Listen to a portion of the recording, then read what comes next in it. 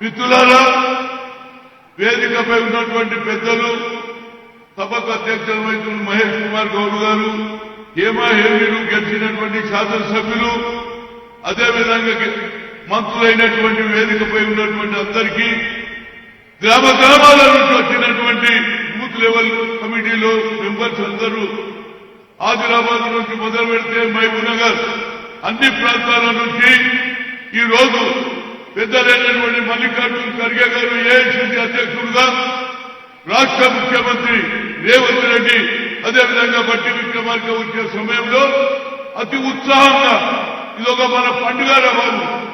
దసరా ఎట్లా వస్తుందో, దీపావళి వస్తుందో, 10 ఏళ్ళు మనం పరిశాన్ అయినాం. 10 ఏళ్లలో మన మీద కేసులు పెట్టిండ్రు, జైలు పంపించారు, ధర్నాలు చేసినాం. కానీ వాళ్ళు ఇవాళ వరకు ఇచ్చిన హామీలు ఒక్కటి కూడా పూర్తి చేయలే.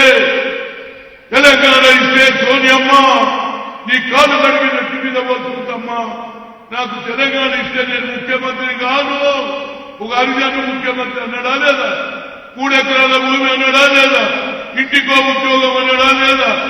కానీ ఒక్కటన్నా పూర్తి చేసినాను కేసీఆర్. ఇవాళ బీఆర్ఎస్ పోయి బీజేపీ బీఆర్ఎస్ చేసినాం. దానివల్ల లాభం ఏమైందిరా బాబు? ఉన్న దుఃఖం కూడా బంద్ అయిపోయింది. ఎందుకురా బాబు నీకు ఎవడిచ్చింది ఆలోచన నాకు అర్థం కాదు. అప్కి బార్ కిసాన్ కి సర్కార్ అని ఎక్కడ పోయి మహారాష్ట్రలో మాట్లాడతాడు. ఉన్న రైతులకు ఖమ్మం జిల్లాలో పిలిచి రైతులకు గిట్టుబాటు ధర లేదని ధర్నాలు చేస్తే వాళ్ళని చేరబెడతాం. వాళ్ళకు సంఖ్య చేసిన ప్రభుత్వం ఉందంటే యావత్ భారతదేశంలో అది బీఆర్ఎస్ ప్రభుత్వం అని చెప్తున్నారు. ఎప్పుడైతే సోనియా గాంధీ గారు 1200 మంది చనిపోయారు, గతంలో 69లో 350 మంది పోలీసు గుండాలకు చచ్చిపోయారు. కనుక వారికి న్యాయం చేయాలనే ఆలోచనతో నేను మా ప్రభుత్వం వచ్చిన వెంటనే తెలంగాణ ఇచ్చి తీర్థాన్నది ఇచ్చిందా లేదా. అదేవిధంగా ఏది తుక్కుగూడలో జరిగినటువంటి ఏదైతే బహిరంగ సభలో 6 డిక్లరేషన్ చేసి మా అమ్మ సోనియమ్మ, ఇందిరాగాంధీ అంటేనే బడుగు బలైన వర్గాల నాయకురాలు, పేదవారి ముంగిట్లో బ్యాంకులు తెచ్చింది. ఈనాడు ఎవరికి కూడా అన్యాయం చేయకుండా భూములు ఇచ్చింది. కానీ ఆ భూములు కూడా మళ్ళా బీఆర్ఎస్ ప్రభుత్వం తీసుకున్నదా లేదా? ఒకటే ఇన్సిడెంట్ చెప్తారా బాబు.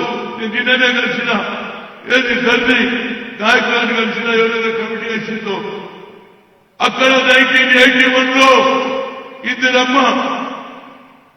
ఇందిరమ్మ ఏదైతే 94 ఎకరాలు 10 మంది మాకు ఎస్సీలకు ఇస్తే అది కూడా వాళ్ళ కోడళ్ళ పేరు చేసుకున్నాడు, రాజకృష్ణారెడ్డి ఆయన. ఇలాంటి తండ్రి ఎవరికి కావాలన్నా బాబు? రేవంత్ రెడ్డి అన్నాడు మేము వస్తే తండ్రి తీసేస్తాడు. రాహుల్ గాంధీ గారు కూడా అన్నాడు మేము వస్తే తండ్రి తీసేస్తున్నాం. దాన్ని తండ్రిని తీసేయాల్సిందే. ఎట్టి పరిస్థితుల్లో రాహుల్ గాంధీ అన్నాడు ఖమ్మంలో ఇందిరమ్మ ఇచ్చిన భూములు కూడా మళ్ళా దొరల పాలైందన్నాడు. కనుక మిత్రులారా, ఇవాళ సమయం ఆసన్నమైంది. వచ్చేది పార్లమెంట్ ఎన్నికల్లో ప్రతి ఒక్కరు కూడా కష్టపడి నాడు 17 సీట్లలో 16 సీట్లు గెలిపించడానికి, ఎందుకంటే ఒక సీటు మీ అందరికీ తెలుసు అది రాదు పోదు, కానీ 16 సీట్లు మనం గెలవాలి. అప్పటికే ఆర్గనైజేషన్ కావు కావు కావు కావు అంటున్నారు. ఎట్లా కాదురాబాయ్, మీరే అబద్ధం చెప్తామా? మేము ఇచ్చిన మాట నిలబెట్టుకునే కాంగ్రెస్ పార్టీ ఇందిరమ్మ సరిపోతే 3 రోజులు అన్నం తినలే, పొయ్యి ముట్టియలే. అందుకుంటే రాజీవ్ గాంధీ రావడంతో 73-74 అమెండ్మెంట్ తీసుకొచ్చి ఏది నగరపాలికల జిల్లా పరిషత్ లో మహిళలకు రిజర్వేషన్ ఇచ్చిన ఏకైక నాయకుడు ఎవరన్నాడా? అదే విధంగా రాజీవ్ గాంధీ కొడుకు రాహుల్ గాంధీ కన్యాకుమారి నుంచి కనిపించిన దర్శిన తర్వాత బడుగు బలైన వర్గాల సంగతి తెలుసుకున్నాడు, రైతుల సంగతి తెలుసుకున్నాడు, నిరుద్యోగుల సంగతి తెలుసుకున్నాడు.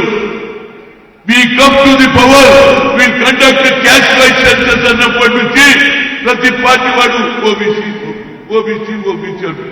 ఓబీసీ కాదురా బాబు, మేము 3 సార్లు కలిసినా, ఒకసారి 64 మంది, ఒకసారి 83 మంది, 50 మంది కలిస్తే ఆయన ఒక్క పని కూడా చేయలే. ఇవాళ ఒక్కసారి మాత్రం ఏది భారత రత్న కర్పూరి ఠాకర్కి ఇవ్వడంతో కాదురా బాబు, నిజమైన పేదలకు నువ్వు ఏమైనా చేసినావని అడుగుతున్నా. మా బీసీలు 54% ఉన్నారు, వారికి న్యాయం జరగాలని కోరుతున్నాం. ఎస్సీలకైతే రిజర్వేషన్ బాబాసాహెబ్ అంబేద్కర్ మాకు అయ్యలేదు అమ్మలేదు. తప్పనిసరిగా రాహుల్ గాంధీ ఆలోచనలు రేవంత్ రెడ్డి గాని అదేవిధంగా సోనియా గాంధీ ఇంప్లిమెంట్ చేస్తుంది. మల్లికార్జున ఖర్గే పేదవాడు, ఏది ఎస్సీ నుంచి వచ్చినటువంటి మీరు అన్నారు ఒకే కుటుంబం అన్నారు. అందుగురించి పేదరికంలోకి వచ్చిన ఎస్సీని నాడు మల్లికార్జున ఖర్గే గారు యావత్ భారతదేశంలో ఏఐసిసి అధ్యక్షుడు చేసిన ఘనత మాదే. మూడు సార్లు 2 సార్లు అవకాశం వచ్చింది ప్రధానమంత్రి కావాలని. నేను ఉన్నాను, ప్రజాపక్షాన ఉంటాను. ఆర్థికవేత్త అయినటువంటి మన్మోహన్ సింగ్ ను ప్రధానమంత్రి చేసినటువంటి ఏకైక పార్టీ ఉన్నదంటే దానికి ఇవాళ ఆయన ఎవరు జగన్మోహన్ రెడ్డి ఏమంటున్నారు తెలుసా?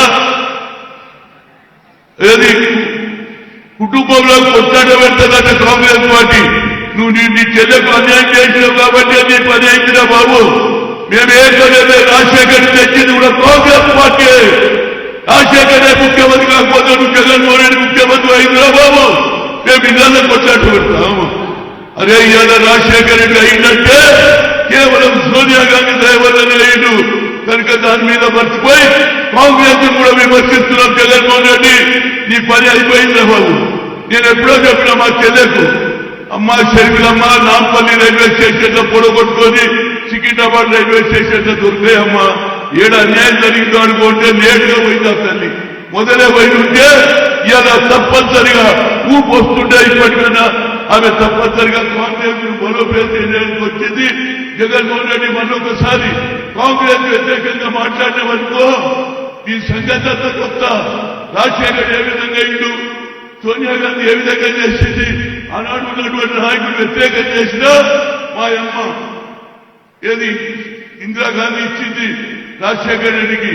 ఆనాడు చాలా మంది వ్యతిరేకం చేసినా ఆనాడు నేను కష్టపడి మిత్రుడికి న్యాయం చేసిన అది మర్చిపోయి అలా కాంగ్రెస్ నిలిస్తే మాత్రం జగన్మోహన్ రెడ్డి మీద అందు చూస్తాం. వచ్చే ఎన్నికల్లో నీ పని ఖతం. తప్పనిసరిగా షర్మిల ఊరూరు తిరిగి తప్పనిసరిగా సోనియా గాంధీ రాహుల్ గాంధీ గురించి చెప్పి కాంగ్రెస్ ను బలోపేతం చేస్తుందని చెప్తూ ఇక్కడ కూడా వచ్చే పార్లమెంట్ ఎన్నికల్లో అన్ని విజయం సాధించిన ప్రతి కార్యకర్త కూడా ముందుకు రావాలని, అదేవిధంగా రేవంత్ రెడ్డిని కోరుతున్న ఎన్ని కేసులు పెట్టారో అన్ని కేసులు తీసేయాలి. అన్యాయంగా పెట్టిన కేసులు రైతుల మీద, నిరుద్యోగుల మీద, యువకుల మీద, స్టూడెంట్ల మీద కనుక తప్పనిసరిగా ఆ కార్యక్రమం చేస్తాడని, అదేవిధంగా రేపు జరగబోయే కార్పొరేషన్ కమిటీలలో ఒరిజినల్ కాంగ్రెస్ వాళ్లకు, కష్టపడిన వాళ్ళకు కూడా టికెట్ రాని వాళ్లకు, అన్యాయం జరిగిన వాళ్ళకు ఇవ్వాలని కోరుతూ సెలవు తీసుకున్నారు.